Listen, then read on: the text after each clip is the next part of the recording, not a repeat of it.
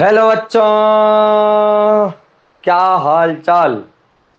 चलिए, तो बढ़िया होंगे, स्वस्थ होंगे, मस्त होंगे, अपनी पढ़ाई को बढ़िया तरीके से चला रखे होंगे।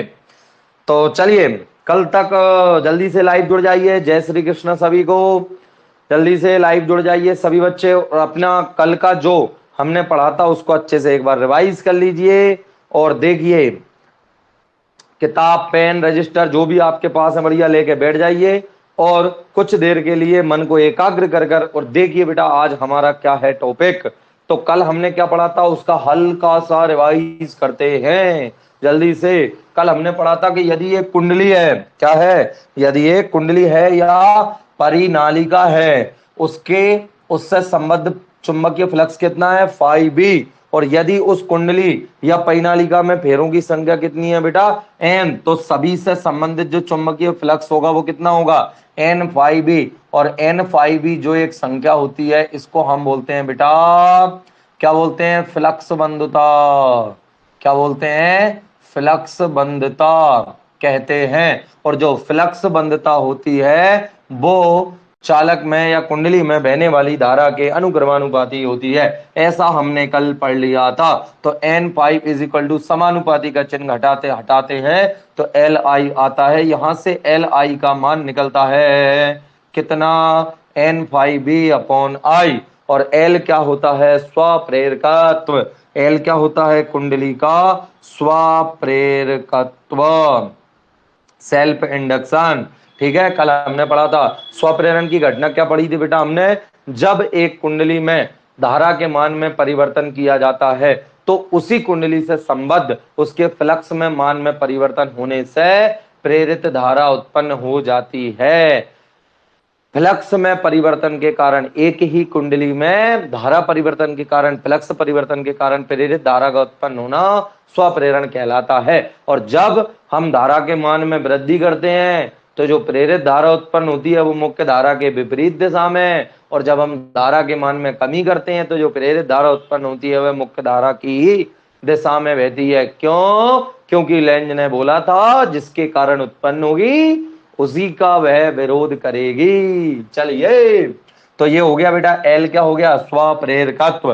क्या हो गया, स्वप्रेरकत्व। अब चूंकि फैराडे, किसने क्या बोला था, फैराडे के नियम से, क्या बोला था फैराडे ने बोला था कि जो फाई बी होता है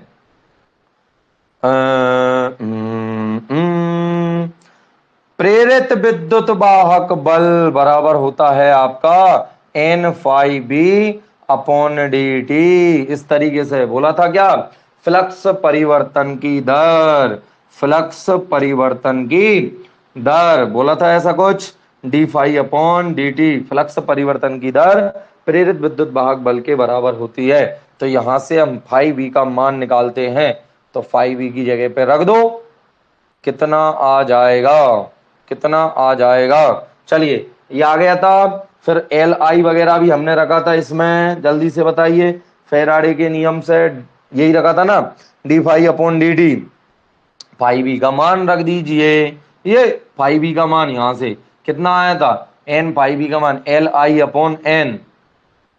सही कर रहे हैं, गलत कर रहे हैं, कुछ गड़बड़ कर दी क्या, वैसे तो गड़बड़ नहीं करना चाहिए था।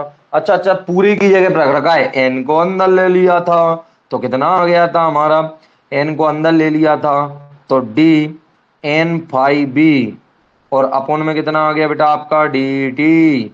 ये तो जो एन फाइव बी है इसका मान कितना है आपका एल आई, तो कितना आ गया था, ई बराबर हमारा आ गया था D L I upon D T. L का मान बाहर रख दिया तो ये कितना आ गया D I upon D T. तो एक व्यंजक ये भी था हमारा और एक व्यंजक ये भी था, तो एल का मान यदि यहां से निकालें तो कितना आ रहा है, ई बराबर D I upon D T. तो एक एल का मान यहां से और एक एल का मान यहां से, बाकी सभी डिब्बे गायब कर दिए जाएं। चलो, तो ये हमने कल पढ़ लिया था, जल्दी से देखिए। स्वप्रेरकत्व का मात्रक भी पढ़ा था हमने, स्वप्रेरकत्व का मात्रक भी पढ़ा था हमने, वेबर प्रति एम्पियर भी कर सकते हैं, या फिर यहां से पढ़ा था हमने। देखो बेटा, यहां से तो क्या आ जाता है वेबर प्रति एम्पियर, देखो इस जगह से क्या आएगा, अगर बात करेंगे तो वेबर और प्रति, इसका मान कितना आ जाएगा एम्पियर। क्योंकि एन तो क्या है, फेरों की संख्या, उसका कोई है नहीं। और यहां से हमने क्या देखा था बेटा, विद्युत वाहक बल, इसका मात्रक क्या था, वोल्ट, और प्रति यहाँ पे क्या आ गया था, एम्पियर प्रति सेकंड, एम्पियर प्रति सेकंड, और वोल्ट प्रति एम्पियर इंटू सेकंड कह दो या वेबर प्रति एम्पियर, इसका नाम रख दिया था हमने हेनरी। और हेनरी की परिभाषा भी दी थी बेटा कल हमने, ये मैं रिवाइज ही करा रहा हूं।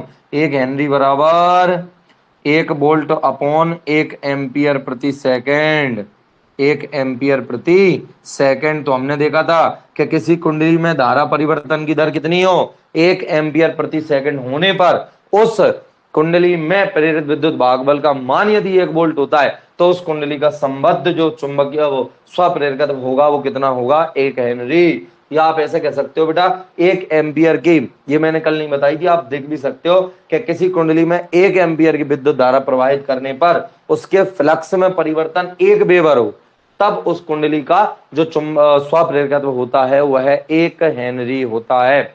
बिमीय सूत्र वगैरह भी निकाला था, तो याद करिए बिमीय सूत्र कितना निकाला था, ऐसा कुछ था ml²T-2। अब मेरे को याद नहीं है और ना मैं करता इनको याद, a-2 ml²T-2 a-2, बिल्कुल सही। तो ये क्या है बेटा आपका बिमीय सूत्र, और ज्यादा कोई दिक्कत वाली बात नहीं है, यहां से डायरेक्ट आ जाएगा। तो इस तरीके से हमने बेटा स्वप्रेरकत्व की परिभाषा भी पढ़ ली थी, स्वप्रेरकत्व की पढ़ी थी ना बेटा, यहाँ से स्वप्रेरकत्व की परिभाषा नहीं पढ़ी थी क्या, di/dt, इसमें देखिए आ गए, यदि di/dt बराबर कितना हो बेटा, 1 एम्पियर पर सेकंड, 1 एम्पियर प्रति सेकंड, तो बेटा L बराबर कितना आएगा, E, वैसे तो माइनस का आएगा लेकिन संख्यात्मक रूप से दोनों बराबर, तो हम क्या कह सकते हैं कि बेटा संख्यात्मक रूप से किसी कुंडली का स्वप्रेरकत्व उस विद्युत भाग बल के बराबर होता है, उस प्रेरित विद्युत भाग बल, E क्या है, प्रेरित विद्युत भाग बल के बराबर होता है जब कुंडली में धारा परिवर्तन की दर एकांक हो, जब कुंडली में धारा परिवर्तन की दर 1 एम्पियर प्रति सेकंड हो। या आप ऐसे भी कह सकते हो कि किसी कुंडली में धारा परिवर्तन की दर 1 एम्पियर प्रति सेकंड होने पर उस कुंडली में प्रेरित विद्युत वाहक बल को ही हम उस कुंडली का स्वप्रेरकत्व कहते हैं। ठीक है, इज दैट क्लियर। तो ये 5 मिनट में मैंने आपको कल का जो पढ़ाया था वो एक बार और रिवाइज करवा दिया है, तो जिससे आपको क्या हो जाएगा, सब चीजें और बहुत अच्छे तरीके से पता चल जाएंगी। देखो बेटा मेरा रोज का काम होता है मैं पिछले टॉपिक को रिवाइज करवाता हूं, ठीक है, थोड़ा सा, और इस तरीके से आपको फॉर्मूले वगैरह पता होना चाहिए। ठीक है, छोटे मोटे क्वेश्चन आंसर जैसे होते हैं, क्वेश्चन आंसर मतलब आंकिक प्रश्न जो होते हैं छोटे मोटे, उन छोटे मोटे अंकित प्रश्नों को आप क्या किया करें, खुद से सॉल्व कर लिया करें। और बेटा कोई भी अंकित प्रश्न यदि आपको नहीं आता, वैसे तो मेनली हमें एनसीईआरटी के करना है। कैसे करना है बेटा, एनसीईआरटी के करना है। और यदि तुम्हें एनसीईआरटी का कोई सा नहीं आता है सोल्व या अभ्यास का, तो मुझे बता दिया करो, मैं उसको आपको सोल्व करवा दूंगा। वैसे तो आपको कोई सा भी अंकित प्रश्न नहीं आता, मुझे बता सकते हो जिस जगह पर। अब देखो अपने जो बोर्ड एग्जाम होते हैं आजकल, इनमें भी न्यूमेरिकल्स आते हैं परीक्षा में, किस टॉपिक पे आएंगे ये दुनिया में किसी को पता नहीं है। ठीक है, दुनिया में किसी को पता नहीं किस टॉपिक से आएंगे। जिन टॉपिकों से पहले आए हुए हैं उनको तो हम अच्छे से कवर करा ही देंगे, लेकिन हर साल आपके बेटा एमपी, राजस्थान, उत्तर प्रदेश, इनके जो बोर्ड एग्जाम देके गए, बोर्ड पेपर, इनमें नए टॉपिक से ही क्या आता है बेटा आपका, नए टॉपिक से ही निकल के आता है एक आध नए का न्यूमेरिकल। तो और लेकिन बहुत इजी आता है कि आपको अगर डेरिवेशन पता है तो आप उसमें वैल्यू पुट करो और आंसर प्राप्त करो, लेकिन बच्चा आपको इतनी आसानी से नहीं आएगा यदि आपने उस पर प्रैक्टिस नहीं कर रखी है। ठीक है, चलिए आज का टॉपिक बेटा स्वप्रेरकत्व को केवल प्रेरकत्व भी कहते हैं, कुछ बातें स्पेशल अलग से सिंपल। ठीक है, स्वप्रेरकत्व को प्रेरकत्व अकेला भी कह सकते हैं हम। ठीक है, एक आध और सुनो बेटा, स्वप्रेरण की खोज अमेरिकी भौतिकविद थे जिनका नाम था बेटा आज आपका जोसेफ हेनरी। मतलब स्वप्रेरण की खोज किसने की थी बेटा, अमेरिका के थे बेटा भौतिक विज्ञानी जिनका नाम था जोसेफ हेनरी, इनने की थी। तो इन्हीं के नाम के आधार पर स्वप्रेरण के मात्रक को रख दिया गया है और ऐसा ही किया गया है। देखो गुरुत्वाकर्षण बल का आपको पता होगा, न्यूटन ने खोज की थी, सेव फल नीचे गिरा था। ठीक है, सेव नीचे गिरा था, तो बेटा बल का मात्रक क्या दे दिया गया, न्यूटन दे दिया गया। तो इसी तरीके से ज्यादातर चीजें, जैसे कार्य का मात्रक जूल है वो भी वैज्ञानिक का नाम है, विद्युत धारा का मात्रक एम्पियर है वो भी वैज्ञानिक का नाम है। तो इस तरीके से ओस्टेड आपके चुंबकीय क्षेत्र की तीव्रता का सीजीएस मात्रक है, टेस्ला एसआई मात्रक है। ये सब कौन है? Tesla, ousted, farad. धारिता का मात्रक फेराड है, फेराडे, सही है। हेनरी, आपका ओम, सही है। ओम होता है ना, विद्युत प्रतिरोध का मात्रक ओम होता है, सही है। और जो आपका विभव का मात्रक होता है वोल्ट, धारा का मात्रक एम्पियर। ये सब वैज्ञानिकों के नाम के आधार पर जूल है, ठीक है। चले, तो इतने सारे तो बता दिए, कोई दिक्कत नहीं। आगे फिर कह रहा है भौतिक दृष्टि से स्वप्र, हाँ ये एक बहुत अच्छी शानदार बात। क्या होता है बेटा, पूरी किताब में जो बातें लिखी रहती हैं वो ऐसे एकदम याद नहीं रहती, पढ़ाते टाइम क्या रह गया क्या नहीं रहा। तो आप बढ़िया तरीके नोट्स बनाते चलिए। और शानदार बात बेटा, क्लास 11 याद करिए, अध्याय 3 याद करिए, जिसमें हमने आपको पढ़ाए थे गति के नियम। तो गति के सबसे पहले नियम में हमने क्या बताया था? दुनिया में गति का जो पहला नियम है न्यूटन का, उसमें उसके अनुसार क्या होता है कि यदि कोई वस्तु स्थिर है तो वह स्थिर ही रहती है, और गतिमान है तो गतिमान रहती है। तो ये जो हमने नियम पढ़ा था, ये किस चीज की परिभाषा देता था? वस्तु के जड़त्व की, है पता? इनर्सिया, जड़त्व। ध्यान से, सर जड़त्व क्या होता है बेटा? द्रव्यमान की माप। आप पूरा जड़त्व पढ़ के आए 11th क्लास में, मैं यहाँ जड़त्व के बारे में नहीं समझाऊंगा, लेकिन जिस प्रकार से जो यांत्रिकी होती है बेटा, मैकेनिकल जो पार्ट हमने 11th में पढ़ा है गति, उसमें जड़त्व का काम होता है। उसी प्रकार से बेटा हमारा जो इलेक्ट्रोस्टैटिक्स होती है, आपकी विद्युत धारा वगैरह होती है, विद्युत चुंबकीय प्रेरण, जितनी भी घटना है उनमें आपका कुंडली से संबंधित जिस प्रकार से एक वस्तु का द्रव्यमान क्या बताता है, उसके जड़त्व की माप है, ठीक है। जड़त्व की माप क्या है? उसका द्रव्यमान होता है, ठीक है। उसी प्रकार से बेटा कुंडली का स्वप्रेरकत्व होता है। यांत्रिकी में जड़त्व की जगह पे, इस जगह पे हम क्या पढ़ेंगे? स्वप्रेरकत्व, ठीक है। आप समझ सकते हो, उसी चीज से रिलेटेड है, ठीक है। बहने वाली धारा के मान में कमी या वृद्धि का विरोध करती है। जैसे तुमने नहीं देखा, किसी वस्तु की स्थिति परिवर्तन का विरोध किस चीज पर निर्भर करता है? जल्दी बताओ। उसके द्रव्यमान पर, उसके जड़त्व पर। द्रव्यमान जितना ज्यादा, जड़त्व उतना अधिक, तो वो स्थिति परिवर्तन का विरोध उतना ही ज्यादा करेगी। जैसे कोई वस्तु है कम वजनदार है तो वो आसानी से एक जगह से अपनी दूसरी जगह ले जाया जा सकती है, और एक बहुत अधिक द्रव्यमान वाली वस्तु है, उसका जड़त्व कैसा है? ज्यादा है, तो वो एक जगह से दूसरी जगह ले जाने में क्या होगी? उसको दिक्कत आई, क्योंकि उसका जड़त्व ज्यादा। जड़त्व क्या है? गति परिवर्तन का विरोध। तो बेटा ये भी तो स्वप्रेरकत्व भी तो क्या करता है? धारा फ्लक्स परिवर्तन का विरोध, ठीक है। तो जैसे यांत्रिकी में जड़त्व है, इस जगह पर आपका विद्युत चुंबकीय प्रेरण में क्या है? स्वप्रेरकत्व, ठीक है। चलिए आगे, स्वप्रेरित विद्युत भाग बल को विरोधी विद्युत भाग बल भी कहते हैं, ठीक है, मैंने पढ़ा दिया। क्योंकि यह विरोधी विद्युत भाग बल क्यों कहते हैं? जो प्रेरित विद्युत भाग बल होता है उसको गतिक विद्युत भाग बल या विरोधी विद्युत भाग बल। क्यों? क्योंकि ये बेटा विरोध करता है किसका? जिसके कारण यह उत्पन्न हुआ है, ठीक है। एक और लाइन है। अब आ जाओ बेटा आपका मेन, एक लंबी परिनालिका का स्वप्रेरकत्व। प्रश्न है, very very very very important है बेटा, आपका परीक्षा में आता है। देखिए, एक लंबी परिनालिका, एक लंबी परिनालिका का स्वप्रेरकत्व, का स्वप्रेरकत्व या स्वप्रेरण गुणांक।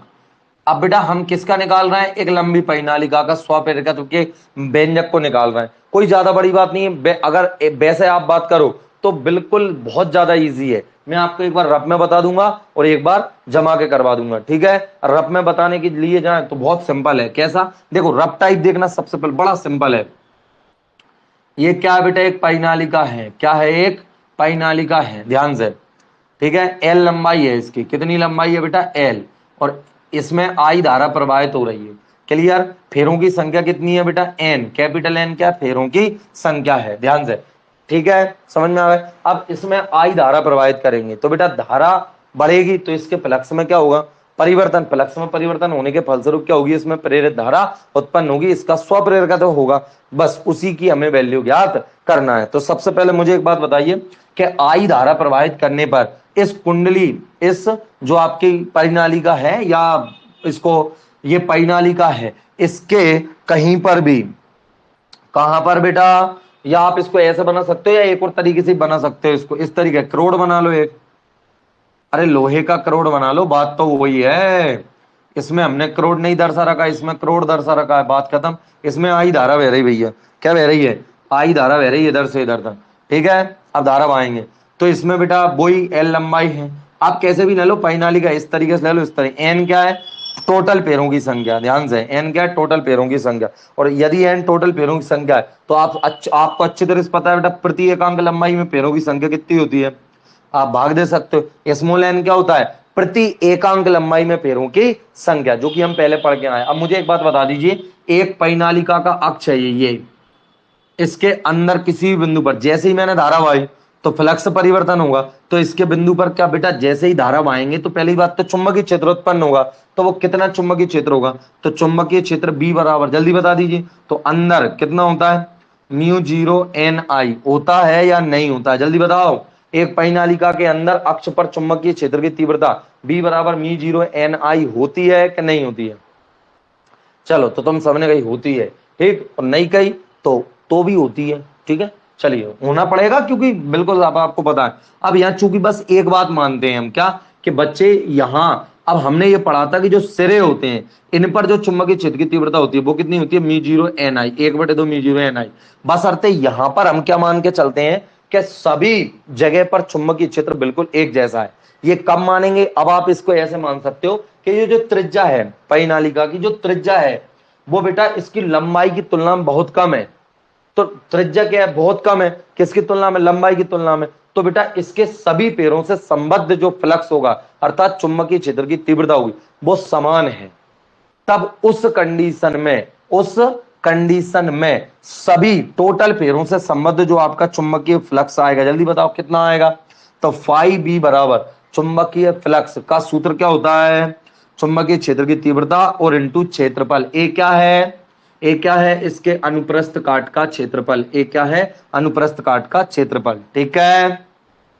बी का मान उठा के यहां से रख देंगे, तो फाई बी बराबर कितना आ रहा है, म्यू जीरो एन आई, और पीछे कितना आ रहा है, ए। बेटा एन का मान उठा के रख दीजिए इसमें, तो कितना आ गया, फाई बी बराबर कितना, म्यू जीरो कैपिटल एन आई ए अपोन में कितना आ गया बेटा एल। तो ये कितना आ गया, फ्लक्स आ गया, क्या आ गया, फ्लक्स है। ये पूरी जितनी भी पैरें हैं सभी एन पैरों से संबद्ध चुंबकीय फ्लक्स। अब आप अच्छी तरीके से जानते हो, क्या जानते हो, अरे एन फाई बी बराबर एल आई, नहीं जानते क्या, तो एल का मान कितना आ जाएगा, N phi B upon I. तो एल बराबर एन का मान ऐसा कैसा ही, फाई बी का मान यहां से उठा के रखेंगे कितना आएगा, म्यू जीरो एन आई ए, और क्या बचा इधर, कुछ नहीं बचा, एक एन पहले से ही है, और नीचे क्या बचा बेटा आपका, इसकी जगह पे आएगा एल, और नीचे आई पहले से ही थी, तो ये आई से आई आपकी कट गई, एन का एन से गुणा, तो एल बराबर आपका आ गया म्यू जीरो एन स्क्वायर,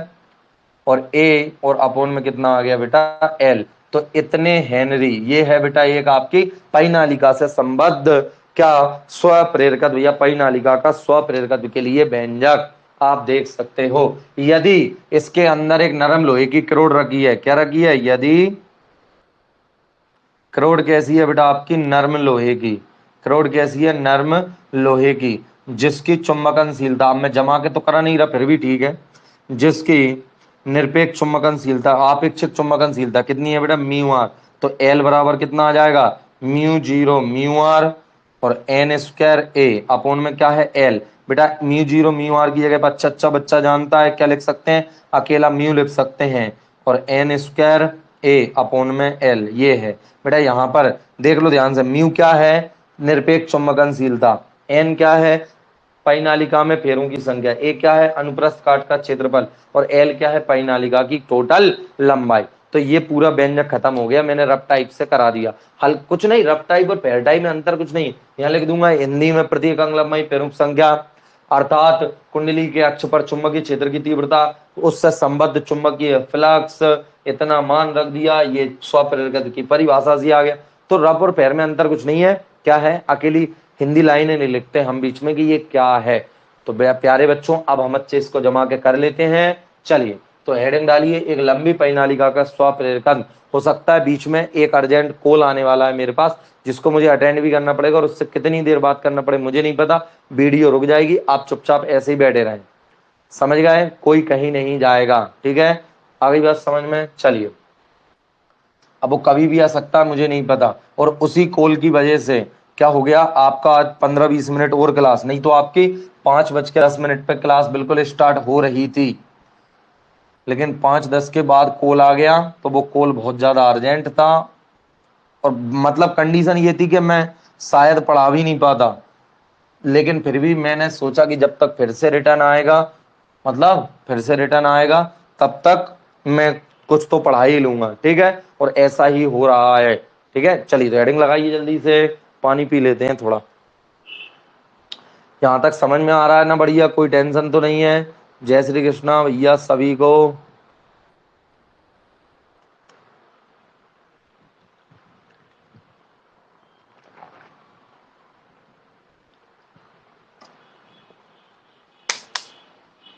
हाँ, तो पहले तो एक परिनालिका बना लो फटाफट। माना कि किसी परिनालिका की लंबाई एल है, या एल लंबाई की एक परिनालिका है। चलिए बना लेते हैं, पहले चित्र बना लेंगे। ये परिनालिका का करोड़ हो गया बेटा।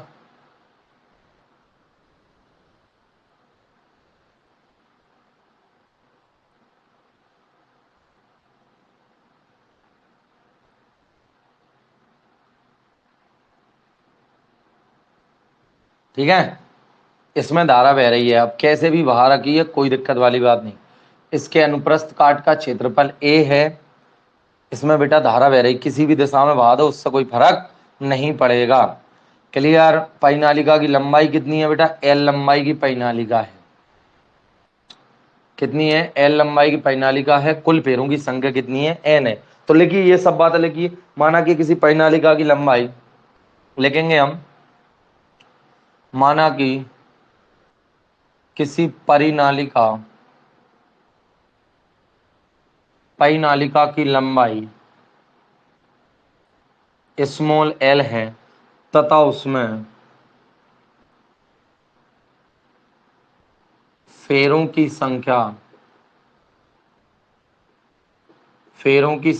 कैपिटल एन है। क्या है? फेरों की संख्या कैपिटल एन है, तथा उसके अनुप्रस्थ काट का क्षेत्रफल ये, तथा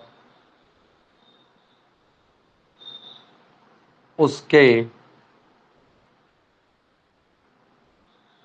अनुप्रस्थ काट का क्षेत्रफल क्या है? कैपिटल ए है। तब क्या होगा? उसके प्रति एकांक लंबाई में पैरों की संख्या निकाल लो पहले तो। देखो बेटा, कुल लंबाई कितनी है? एल, और कुल पैरों की संख्या कितनी है? एन। तो बेटा ध्यान से, एल लंबाई में पैरों की संख्या कितनी आ रही है? एन। तो प्रति एकांक लंबाई में पैरों की संख्या कितनी आ जाएगी आपकी? स्मॉल एन बराबर कैपिटल एन अपॉन एल। ध्यान से, ठीक है। तो चूंकि परिनालिका परिनालिका की प्रति एकांक लंबाई में फेरों की संख्या प्रति एकांक लंबाई में फेरों की संख्या प्रति एकांक लंबाई में फेरों की संख्या स्मॉल एन बराबर कैपिटल एन अपॉन एल। इसको समीकरण नंबर 1 देके यहीं पे छोड़ दो। अब हम क्या करते हैं बेटा? अब हम करते हैं परिनालिका में धारा प्रवाहित। यदि परिनालिका में प्रवाहित धारा का मान आई है, यदि परिनालिका में प्रवाहित धारा का मान क्या है? आई है। तो अब मुझे एक बात बताओ, धारा प्रवाहित करी तो क्या हुआ? धारा प्रवाहित करेंगे, चुंबकीय क्षेत्र उत्पन्न होगा, और चुंबकीय क्षेत्र उत्पन्न होगा तो चुंबकीय क्षेत्र रेखा उत्पन्न होंगी, तो बेटा कुंडली से संबद्ध चुंबकीय फ्लक्स होगा। पहली बात मेरी सुनो, कि जैसे ही हमने धारा प्रवाहित करी तो कुंडली के चारों तरफ क्या होगा? चुंबकीय क्षेत्र उत्पन्न होगा। तो बस उसी की बात कर रहे हैं, धारा आई बहाने पर चुंबकीय क्षेत्र उत्पन्न हुआ, तो उस चुंबकीय क्षेत्र का मान क्या आएगा? कि तो परिनालिका के अंदर उसके अक्ष पर चुंबकीय क्षेत्र, धारा का मान आई है, या इस प्रकार से भी आप लिख सकते हैं परिनालिका में, अब परिनालिका में आई धारा प्रवाहित करने पर परिनालिका के अक्ष पर चुंबकीय क्षेत्र की तीव्रता, यदि परिनालिका में प्रवाहित धारा का मान आई है। मेरे हिसाब से ये लाइन थोड़ी कम अच्छी है। किससे? हम धारा प्रवाहित करेंगे, तो अब हम लिखेंगे कि परिनालिका में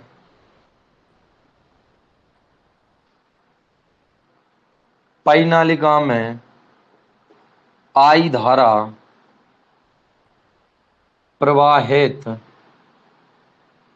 करने पर, उसके अक्ष पर, उसके अक्ष पर चुंबकीय क्षेत्र की तीव्रता, चुंबकीय क्षेत्र की तीव्रता। तो आप सभी जानते हो बेटा अच्छे तरीके से, चुंबकीय क्षेत्र की तीव्रता कितनी आती है, B बराबर म्यू जीरो एन आई, यही आता है, B बराबर म्यू जीरो एन आई। अंदर चुंबकीय क्षेत्र की तीव्रता। अब आप बोलोगे सर किनारों पर आधी होती है, बिल्कुल सही है, लेकिन हम ये मान रहे हैं कि परिनालिका इतनी ज्यादा लंबी है कि उसकी त्रिज्या उसकी लंबाई की अपेक्षा कैसी है, बहुत कम है, मतलब बहुत पतली परिनालिका है और लंबाई कैसी है, अधिक है। तो चुंबकीय क्षेत्र सभी जगह पर कैसा मान सकते हैं हम बेटा, समान मान सकते हैं, ठीक है, समान मान सकते हैं। तो बी बराबर कितना आ गया, म्यू जीरो एन आई। यहां से हम मान रख सकते हैं बेटा समीकरण 1 से, समीकरण 1 से एन का मान रख लो यहां से उठाकर। तो बी बराबर कितना आ गया आपका, म्यू जीरो कैपिटल एन आई अपॉन एल, समीकरण नंबर 2। इतने आप न्यूटन प्रति एम्पियर, मात्रक भी लिख देना, उससे कोई फर्क नहीं पड़ेगा। इतने न्यूटन प्रति एम्पियर इंटू मीटर, हमें पता भी है ना चुंबकीय क्षेत्र का मात्रक। चलिए ये हो गया बेटा, चुंबकीय क्षेत्र आ गया। हमें चाहिए क्या, देखो मैं उल्टे तरीके से, तुम्हें अच्छे तरीके से पता है बेटा, हमें चाहिए क्या, एल। एल बराबर क्या होता है जल्दी बताओ, फाइव अपॉन आई। आई तो हमें पता, फाइव का मान चाहिए। अब तुम बोलोगे सर फाइव बराबर क्या होता है, बी इंटू ए। तो फाइव बराबर बी का मान, तो म्यू जीरो एन आई, ए का मान ऐसा, इसको उठा के कर रखेंगे इसमें और इसको उठा के कर रखेंगे इसमें, तो हमारे पास आ जाएगा एल का मान। इतनी सी कहानी है, 3 लाइन की। बताओ आप, 3 लाइन की कहानी, बशर्ते उसको अच्छे से लिखने में पूरा आपको एक व्यंजक लगेगा, बिल्कुल लगेगा, ठीक है। तो कोई टेंशन वाली बात नहीं लेना है। चलिए अब यहाँ थोड़ा सा लिखा पढ़ी होनी है, और क्या लिखा पढ़ी होनी है कि यदि त्रिज्या की तुलना में परिनालिका की लंबाई बहुत अधिक है, क्योंकि दर्शाना तो पड़ेगा, क्योंकि सभी जगह पर देखो हमने अक्ष पर, यहां अक्ष बीच में अंदर, उसके अंदर अक्ष पर, उसके अंदर अक्ष पर प्रवाहित करने पर उसके, उसके लिख लेना, उसके यानी परिनालिका के अंदर अक्ष पर चुंबकीय क्षेत्र की तीव्रता। तो अंदर चुंबकीय क्षेत्र की तीव्रता इतनी होती है, लेकिन किनारों पर कैसी होती है, कम होती है, सही है। लेकिन उसके लिए कि जब हम किनारों पर भी सभी जगह पर समान मानेंगे, तो क्या हो जाएगा कि यदि परिनालिका की त्रिज्या, इसको लिखना पड़ेगा, परिनालिका की त्रिज्या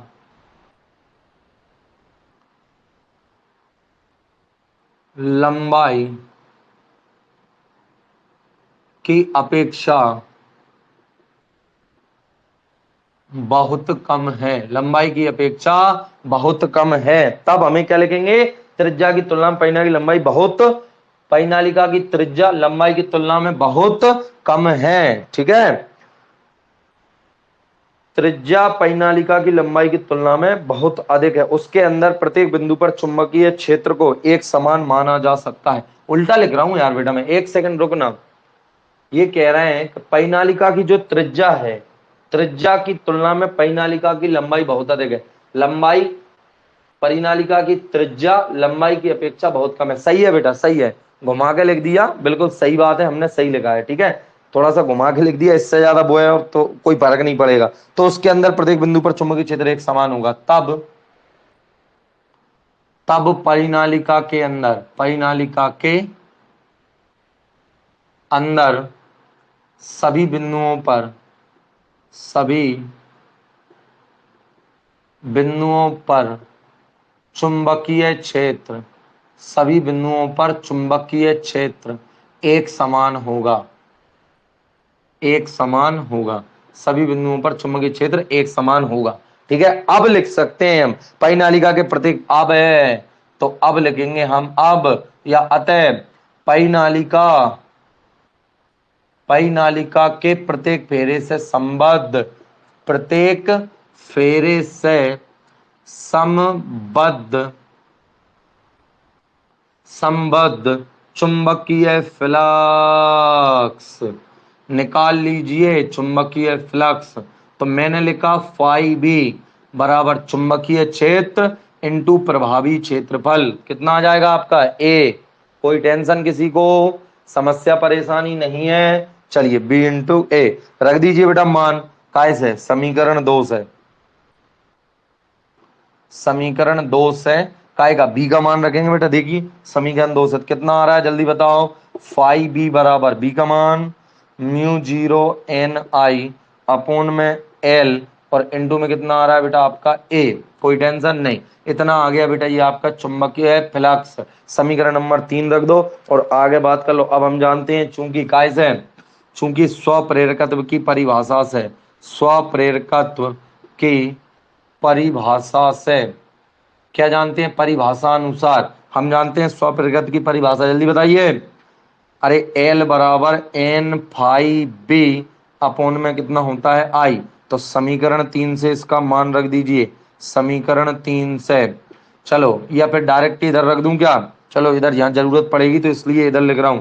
तो एल बराबर एन ऐसे ही, फाई बी का मान कितना आ गया म्यू जीरो एन आई ए अपोन में यहाँ का एल और यहाँ की आई से आई कट गई तो एल बराबर आपका आया बेटा म्यू जीरो ऐसा कैसा ही, एन और एन का गुणा हो गया एन स्क्वायर, ए आपका ऐसा का ऐसा ही और बटे में आपके एल इतना हेनरी। बात खत्म। ये चल रहा था वायु या निर्वात के लिए, ध्यान से। पई नालिका के अंदर जो क्रोड है ना उसके अंदर वायु या निर्वात था, लेकिन यदि हम माने, क्या माने कि यदि पई नालिका के अंदर नरम लोहे की एक क्रोड रखी हो, यदि पई नालिका म्यू आर आपेक्षिक चुंबकनशीलता की लोह चुंबकीय, यदि परिनालिका परिनालिका म्यू आर आपेक्षिक चुंबकनशीलता की, म्यू आर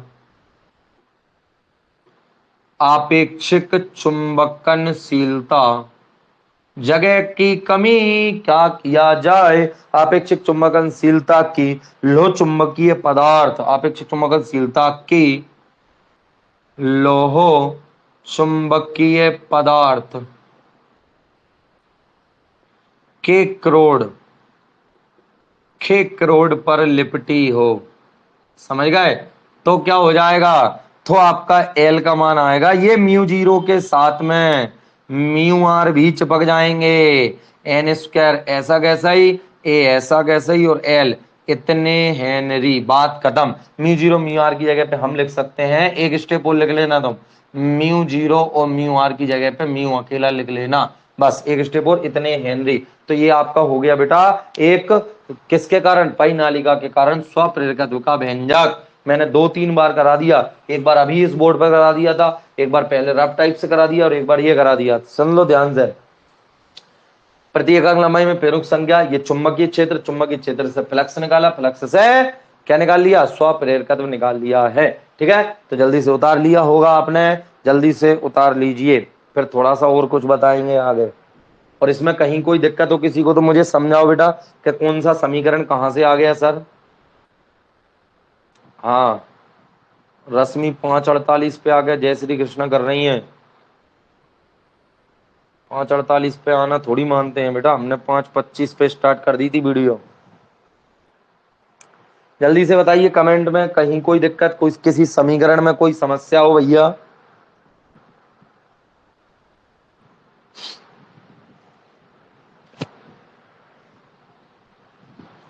टक टक टक बताइए। अच्छा लिख रहे हो, ठीक है लिख लो। कह रहे हैं नहीं है, अच्छी बात है बेटा, नहीं है तो नहीं नहीं नहीं है।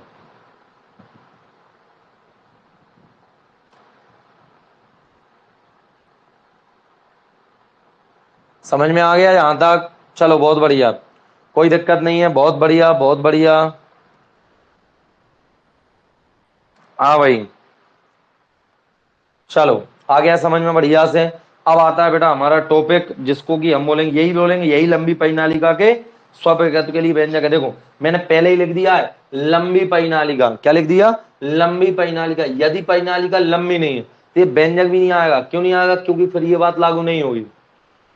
क्या नहीं होगी, क्योंकि बेटा परिनालिका के अंदर चुंबकीय क्षेत्र ये अलग आएगा और सिरों पर चुंबकीय क्षेत्र अलग आता है, तो यहाँ का स्वप्रेरकत्व यहाँ का स्वप्रेरकत्व साथ में इकट्ठा नहीं जुड़ पाएगा। तो इसलिए लंबी परिनालिका के लिए लेके चलते हैं, लंबी परिनालिका के लिए ये बात सत्य है। ठीक है, परिनालिका की त्रिज्या जो है लंबाई की अपेक्षा बहुत कम है, त्रिज्या बहुत पतली है, और लंबाई थोड़ी ज्यादा है। तो ऐसी कंडीशन में क्या होता है, सभी जगह पर चुंबकीय क्षेत्र को हम समान मान लेते हैं, और सभी जगह पर चुंबकीय क्षेत्र समान है तो सभी फेरों से संबद्ध चुंबकीय फ्लक्स भी समान होगा। इसलिए फ्लक्स B इंटू ए क्या है, सभी का क्षेत्रफल। ठीक है, जब ये B सभी जगह पर समान होगा तभी तो ये सही आएगा, फिर तब जाके L का मान ये आएगा। कोई दिक्कत किसी को बेटा नहीं है। साफ कर दें, कर दें, कर दें, कर दें। चलो ऐसा बना लेना, परिनालिका का चित्र बना लेना थोड़ा सा साफ सूफ मेरी। हल्का सा एक टॉपिक पढ़ेंगे। क्या टॉपिक पढ़ेंगे जल्दी से देखिए बेटा, यहां से एक ओटी आएगा परीक्षा में 100%। किस किस टॉपिक पे से, जो अभी मैं पढ़ा रहा हूं। क्या, इस व्यंजक को उठाओ फटाफट। तो एल बराबर क्या आ रहा है जल्दी बताओ, म्यू जीरो म्यू आर।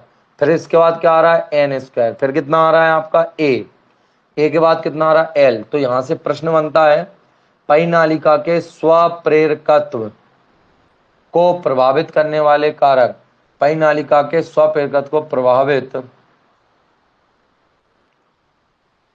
करने वाले कारक, परिनालिका के स्वप्रेरकत्व को प्रभावित करने वाले कारक। तो देखिए बेटा, स्वप्रेरकत्व को प्रभावित करने वाले कारक, ये ढंग से देखना। सबसे पहले एल आ रहा है बेटा, समानुपाती आ रहा है किसके, म्यू आर के, अर्थात सबसे पहली कंडीशन यही मैं लिख के बता रहा हूं। फिर आपका एल समानुपाती आ रहा है एन स्क्वायर। तीसरी कंडीशन एल समानुपाती आ रहा है बेटा आपका ए स्क्वायर। और चौथी कंडीशन में एल व्युत्क्रमानुपाती आ रहा है एल के। ठीक है, चलो तो चार चीजों पर निर्भर करता है। ठीक है, किसी भी किताब में से देख लेना, हिंदी नाम मैं आपको यहीं पे बता रहा हूं बेटा। सबसे पहला आएगा बेटा कि परिनालिका के अंदर रखे नरम लोहे की क्रोड की आपेक्षिक चुंबकनशीलता पर, या नरम लोहा मत लिखो, आप तो लिख देना क्रोड की चुंबकनशीलता। किसका बोलोगे, परिनालिका के क्रोड की चुंबकनशीलता। किसको बोलोगे, इसका नाम क्या बोलोगे, परिनालिका के क्रोड की चुंबकनशीलता। परिनालिका के क्रोड, परिनालिका के क्रोड की चुंबकनशीलता। और अंदर क्या लिखोगे, तो देखो बेटा 4 नंबर का क्वेश्चन आता है या 5 नंबर का आता है, देखो अंदर कितना क्या लिखना है ये तो तुम्हें स्वयं पता होना चाहिए। एक लाइन लिखना है कि परिनालिका के क्रोड की चुंबकनशीलता यदि ज्यादा होगी तो बेटा क्या होगा, एल का। या फिर परिनालिका के अंदर वायु या निर्वात के स्थान पर किसी भी पदार्थ की जिसकी चुंबकनशीलता कुछ भी हो, उसको रखने पर परिनालिका का स्वप्रेरकत्व बढ़ जाता है। क्यों बढ़ जाता है, क्योंकि नरम, अब नरम लोहे की क्रोड रख दो, नरम लोहे का बेटा जो चुंबकनशीलता होती है वो बहुत ज्यादा होती है। ठीक है, देख लेना वहां पर मैंने पढ़ाया था चुंबकनशीलता, नरम लोहे की चुंबकनशीलता बहुत अधिक होती है। तो अब चुंबकनशीलता बहुत ज्यादा है तो स्वप्रेरकत्व भी कैसा होगा, अधिक होगा। दूसरी कंडीशन है बेटा फेरों की संख्या। तो फेरों की संख्या के तो वर्ग के अनुक्रमानुपाती आ रहा है, अर्थात कुंडली में फेरों की संख्या के अनुक्रमानुपाती, अर्थात जितने ज्यादा फेरे होंगे, जितने ज्यादा फेरे होंगे। बेटा ध्यान से सुनना, प्रति एकांक लंबाई में फेरों की संख्या पर निर्भर नहीं कर रही है।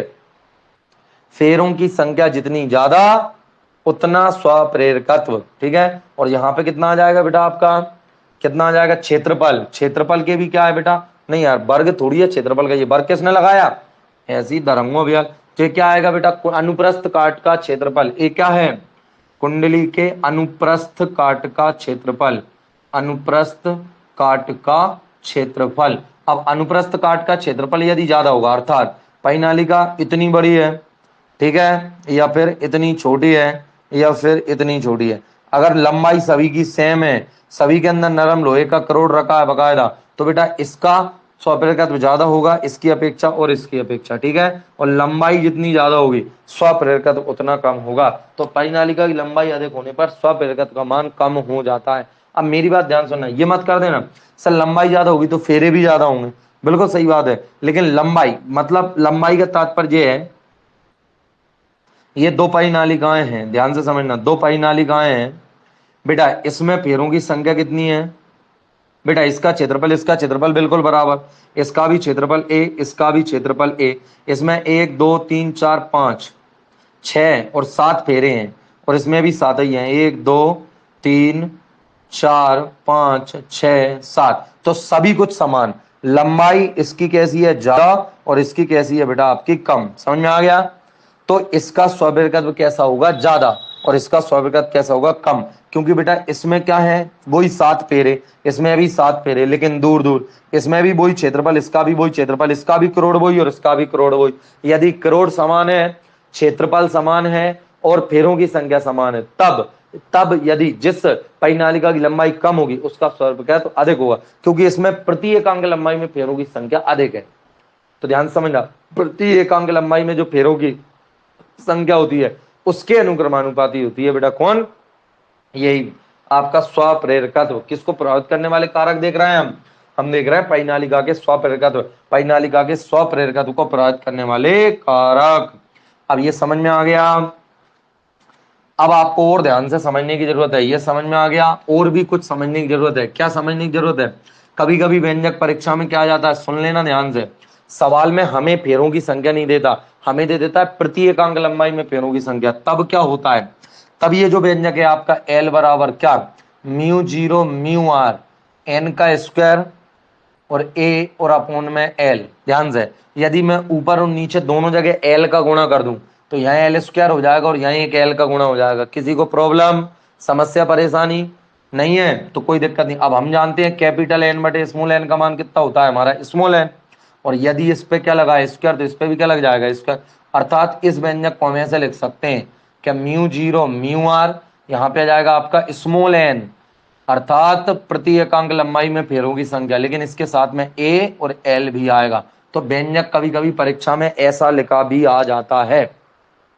यदि एल ऊपर दिख रहा है तुम्हें तो फिर क्या हो जाएगा बेटा, आपका कैपिटल एन की जगह स्मॉल एन लिखा मिलेगा। समझ में आ गया। इन दोनों की जगह पे हम म्यू लिख सकते हैं, तो ऐसा लिखा दिख जाएगा म्यू एन स्क्वायर ए और एल। ठीक है, ये भी व्यंजक सही है, ये भी व्यंजक सही है, ये भी व्यंजक सही है। समझ में आ गया। ये लिखा है हमने प्रति एकांक लंबाई में फेरों की संख्या के पदों में, और ये लिखा है बेटा कुल फेरों की संख्या के पदों में। ठीक है, तो यहां तक आपको क्लियर समझ में आ गया होगा। चलिए, कितना टाइम हो गया बेटा। सामान्यतः परिनालिका में नरम लोहे की करोड़ प्रयुक्त की जाती है, क्योंकि बेटा नरम लोहे की जो करोड़ होती है उसकी चुंबकनशीलता अधिक होती है। अब वैसे हमें पढ़ाना है, ठीक है। वीडियो को टाइम कितना हो गया बेटा आपका, 40-43 मिनट। चलिए